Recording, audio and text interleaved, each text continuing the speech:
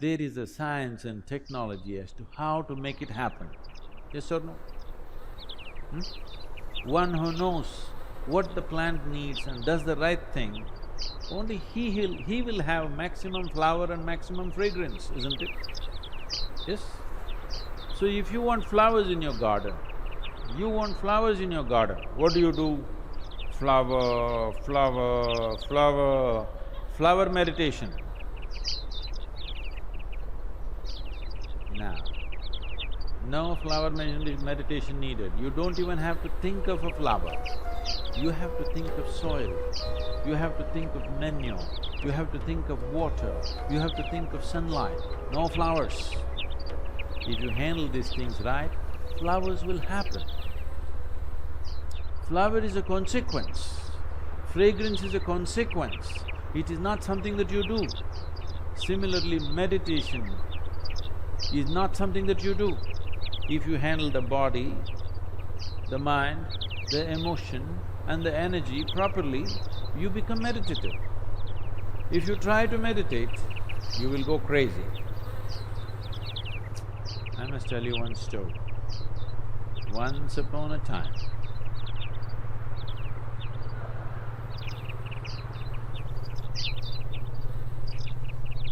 there was a man in South India who wanted to get supernatural powers. What are supernatural powers, you know? Supernatural powers, you know what they are? Somebody wants to walk upon water, somebody wants to fly without an airplane, everybody walks on the floor, so somebody wants to walk on the ceiling. Essentially, circus. They want to do something that nobody can do. So the man wants supernatural powers. He went from guru to guru. So many gurus he saw. Everybody said no. Then someone told him, these South Indian gurus, no good, no good. Because they're too conservative, they won't give you all this. I know a monk in Tibet where he has all the supernatural powers you want and he is willing to give it to you. Immediately our man set forth on a journey to Tibet. From South India to Tibet, walking across Himalayas, not an easy journey, but our man is determined. He wants supernatural powers. So he went all the way. He went to this monastery, the Buddhist monastery. The culture in the Buddhist monastery is very different from what we know here in South India. Here, people have been taught that Atithi Devo Bhava, that means a guest is God. If somebody comes to your home as a guest, you must treat that person like a god. Even if he happens to be your enemy somewhere else, when he comes to your home, you must treat him like a god. You must be saying in India, people see you and they're doing this because they want to treat you like a god. You come here, when they come to your place, they'll be different. But now that you're here, they want to treat you like a god. But in the Buddhist monastery, there is no such culture. If you go there, nobody will ask you who you are. Not because they don't care for you, because in their life, the biggest thing about their life is to find out who am I. If a new person comes just now, as soon as he comes, you ask him, who are you? It's a very big question. Yes? Very big question, isn't it? So they don't want to embarrass you with such a big question. So a new person has come, if you do not ask him, who are you, what is the next possibility? Where do you come from? Do you know where you come from? Now you came from China, that's not the point. Where do you really come from? Do you know? From where you came into this life, do you know? Do you know? No. Where is that? Mother. Okay, to mother's belly, where did you come? You really don't know where you came from, isn't it? So they don't want to embarrass you with that question either. A new person has arrived, you don't ask him who you are or where you come from, not much room for conversation, so they don't talk to you. Lunch means there is a bell. If you want, you can go and eat. If you don't eat, nobody will force you because fasting is an important part of Buddhist life. If you are not eating, it is greatly respected. Nobody will come and say, come and eat, because they think you're fasting. This is a strange situation for this man from South India. Because in South India, you must know this, if you go to somebody's home, it doesn't matter at which time of the day you go, you must eat. You tell them, no, I just had my dinner and came. It doesn't matter, you come to my home, you must eat. Because this is hospitality. This is a sure way to the hospital. Nobody asked him who you are, where you come from, come and eat, nothing. He just hung around. When hunger overtook him, he went and ate and just hung around. 1 day, 2 days, 3 days, 3 weeks passed away. Nobody spoke to him. After 3 weeks, the old monk who was there called him. He knows why this man has come. He said, what will you do with supernatural powers? What will you do walking upon water? After 3 days, a boat will be better, you know. I will teach you the way of meditation. With this you can live a fruitful life. Our man said, no, I don't want your meditation. You think to learn meditation I have to come to Tibet? In India, we know every kind of meditation. Don't you forget, Gautama, the Buddha is an export from India.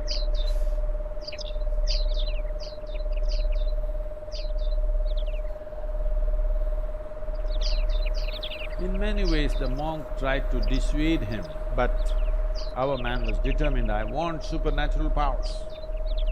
Then the monk said, okay, if you must have it, tomorrow morning, 4 o'clock, take a dip in the river and come here.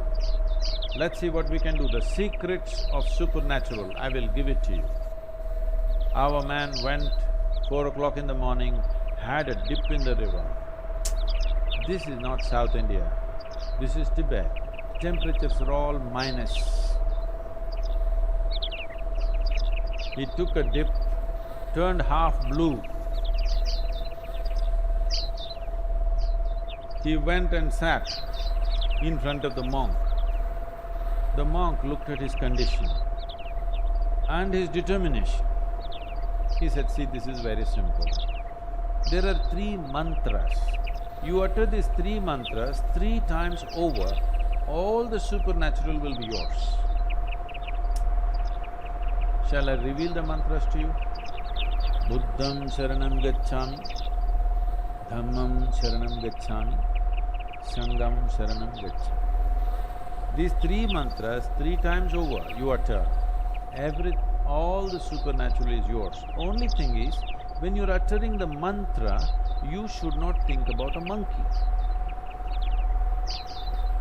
Is that all? That is all. Can I go, please? Our man came out of the monastery really jumping with joy. The fool of a monk revealed all the secrets of supernatural, and he tells me, don't think about a monkey. What does he know about my culture? Here we think of Vedas, Upanishads, Brahma Sutras, these are all the great scriptures.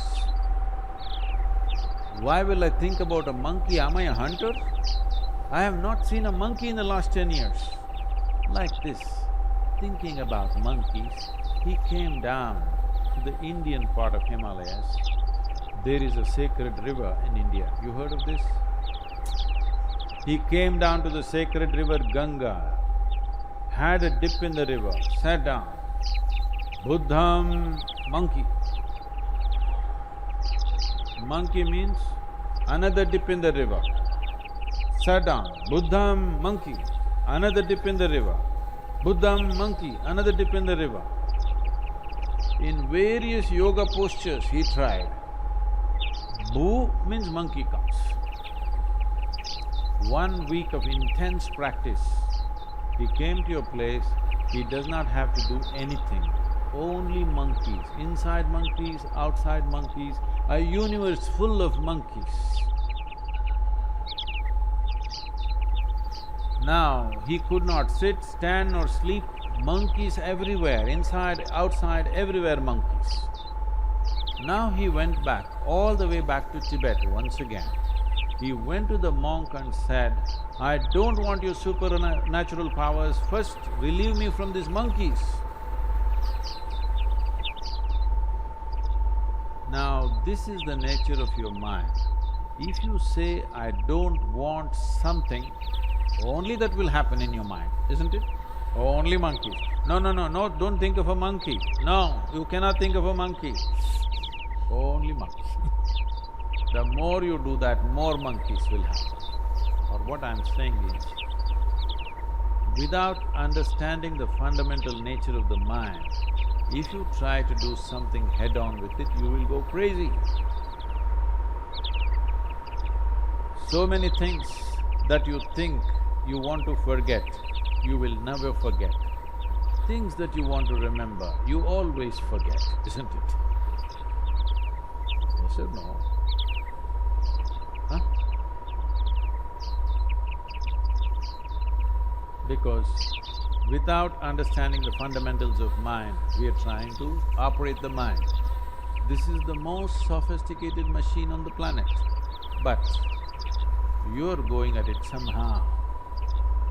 If you go at it somehow, sometimes it works.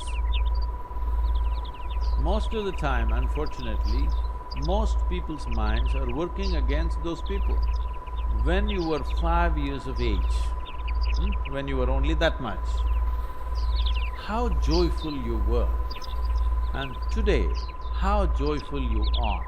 Has it gone up or gone down? That means your mind is working against you. It is working against you simply because without understanding the fundamentals of what it is, you're trying to operate it. If you have a sharp knife, you must have a steady hand, yes? Yes or no? If you have a very sharp knife, you must have a very steady hand. Unsteady hand, you will either cut yourself or cut somebody. Yes or no? That's all that's happening right now. Once you became a human being, you have a sharp knife, no steady hand. That's why yoga, to create a very steady hand, so these sharp knives can be used the way we want, that it will not cut us all the time. Right now, all the misery that you see on the planet, all the human misery that is happening on this planet, where is the manufacturing unit? Shanghai? Where is the manufacturing unit? In your mind. Every kind of misery is manufactured only here. This should be manufacturing bliss for you, ecstasy for you, but it's manufacturing misery because there's no stable platform, it's all over the place. Once this mind begins to work for you, once you are blissful by your own nature, there is no fear of suffering. Once you become like this within yourself, that your mind takes instructions from you, whatever happens, I will keep this blissful, this will become magic. This will become a fantastic instrument of well-being. Now you would like to explore the full depth and dimension